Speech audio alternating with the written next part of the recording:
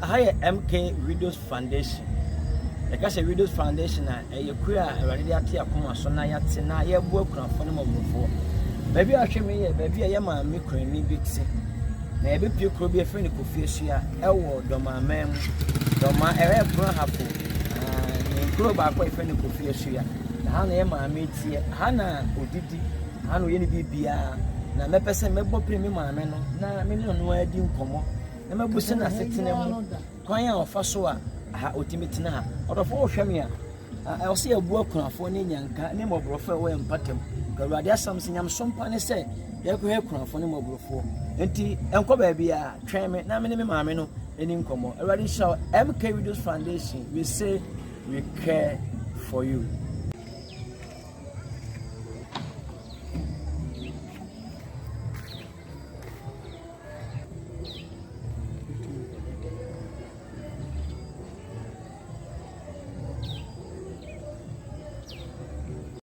Now, what is saying? Yes, I don't know. Where pa? Oh, yes, I and you made you say, you're opening one that you do wedding command. And penny for sister Obinima, Obiche. Now, we saw for so near point. I do my quite a film here, MK Widows Foundation. Now, a queer Yati Wagana, now, ye first road de book for over 4, no one only be away and pattern. The chamber I will say within.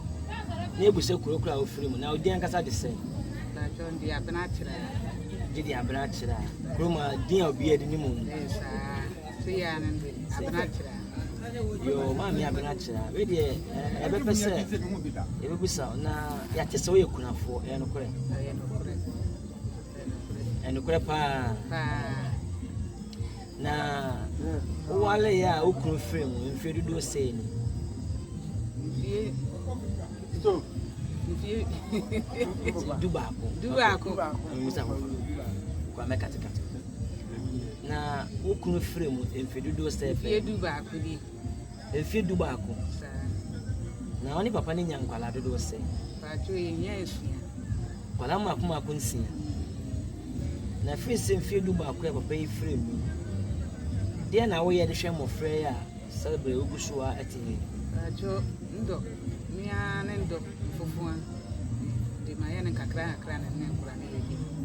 Wa na odon kakra ye kuadwuma yi. Adwuma na ye adwuma bi aka ku. Yo ma me we de me musa me ba ya mehu ha. Ye tete no ko le kura ase a se friend jale. Baby enu aduane. Na me ba ye mehu se Robert ya mehu se ada so bi kura sense ha tare na aha oye de wa ha. Pa chon soja ho so nenda mame o soja wa ha na ha na oda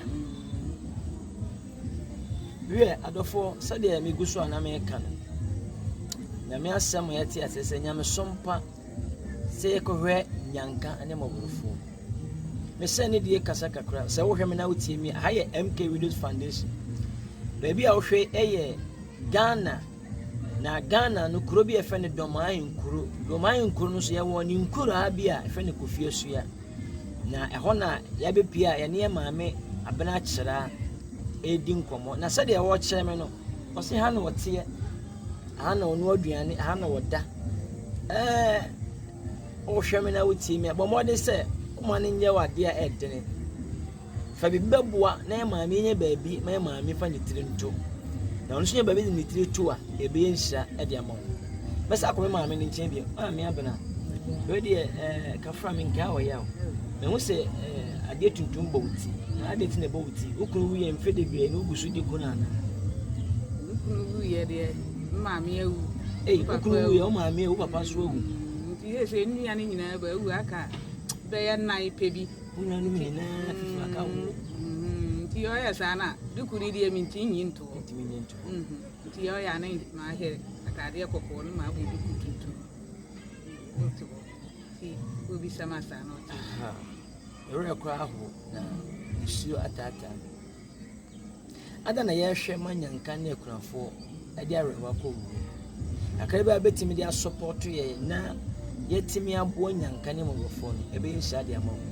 besra Ghana ha number betimi afre ada sa wodi sika bi wodi bibi na ebre yesi emfa mo maamefo aduane sample baabi kra na abepe ne maamefo e de omuti ato a fresh number 0242 755 036 0242 755 036 sa adwumakuo ya nso ye kra bata baako ewo Germany abonte fe ne Berlin ye maame mama keche ye maame na Awurade nam no so ma niema bi efra bochima esi ne so a na ba Ghana ha na ye inside aka o Ghana ha so a obetima fresh number no na me no se yeti ani na eboa moborofo na ekunafo wo ye mpatamu a menua Awurade be hyira wo Awurade be tena ni mama wo Awurade be kai wo na obre enye kwada enyom aduana baako ne nkenka so free baako no Bible say enhyane nipa a ode fam moborofo na Awurade be gye no da bonemu minim se Awurade be gye wo yade na o yare no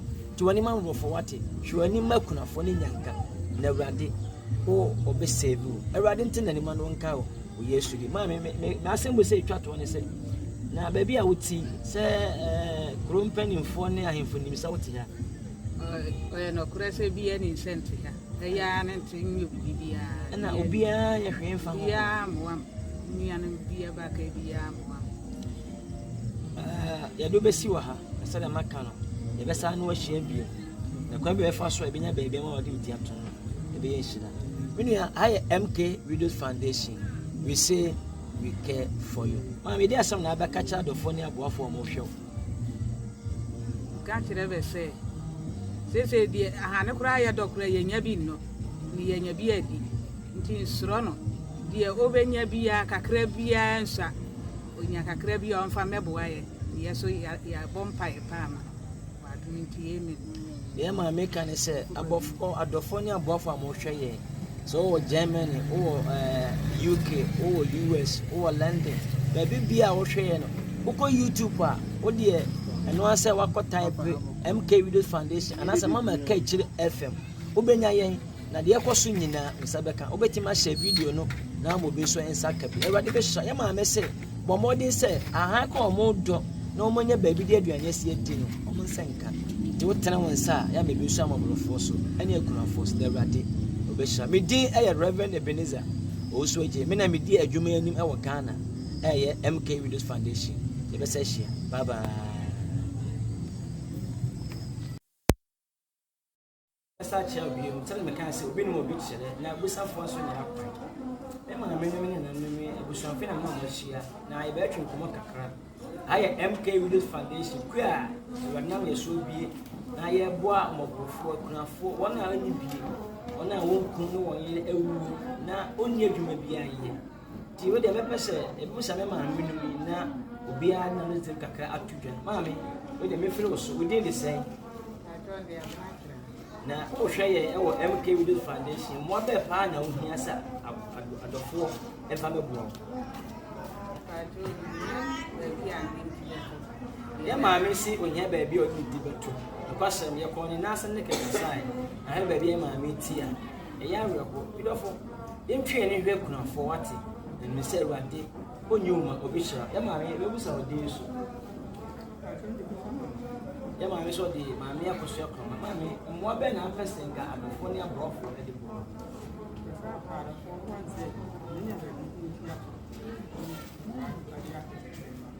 ya maame so benya ba bi ni ti ato na wanya mmoa e de ahwe ne ma ya maame me de mesro okura fi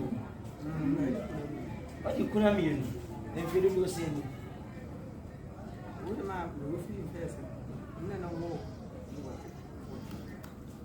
ni no to so na wo ni ka mo fese ni ma fese wo de ma fese ya ba do fese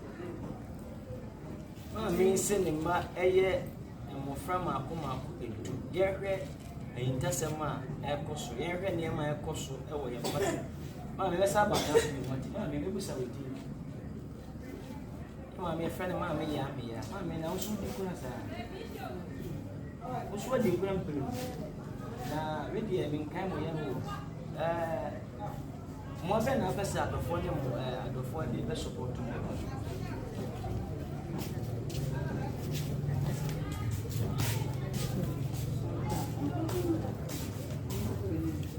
maame say the man now we are so that to suffer ba maka ensia the person wo hwem na wotie mi a obetimi atene wo nsa na ekunafo a ewo ye mpatem ewo ye bro no so our society we need help from you.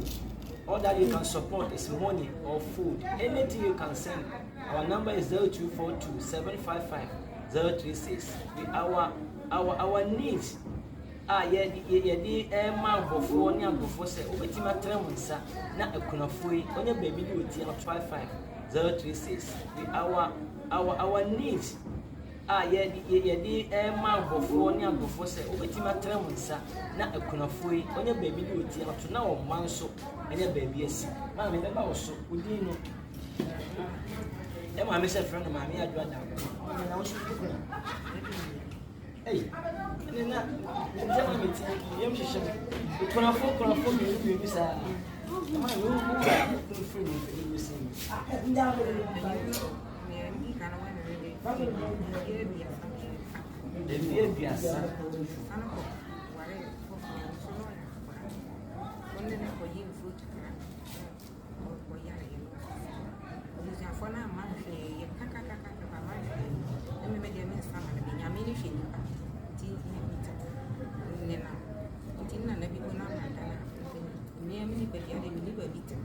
Mami na bado sana wo. Mami se odika wa le dikan. To so mi. O mama motwe na me ato safre para ne miensa. Enuma aka no ye ma be da hwe wo. The best sound of all. Me wura kura ko nsuo atata. Adeti na ye hwe na ekunafo wo ye ma hu agiya wo.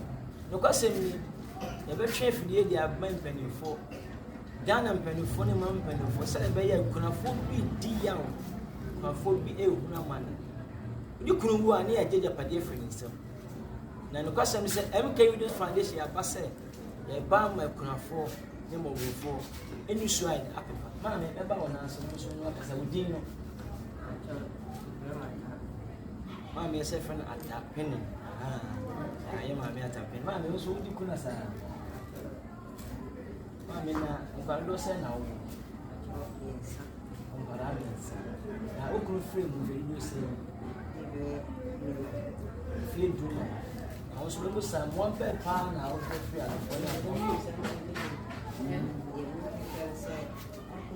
e ba wa o na me ba ya so and now our deal with the anti kase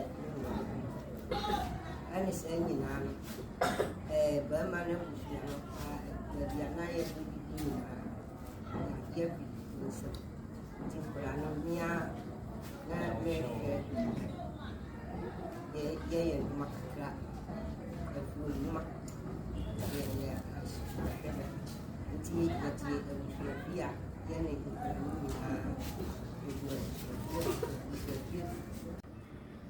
Michelle Elsa Makwaba eba MK Videos Foundation.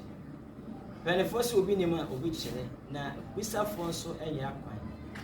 Me ameka se medi ye Reverend Ebenezer Osuoje. Na meda MK Videos Foundation wo Ghana. Na ye maame mama Kechi ono so wo Bele. Eye mama Kechi FM. Ono so hwe na wotie. Mama Irade Shira na nka ho.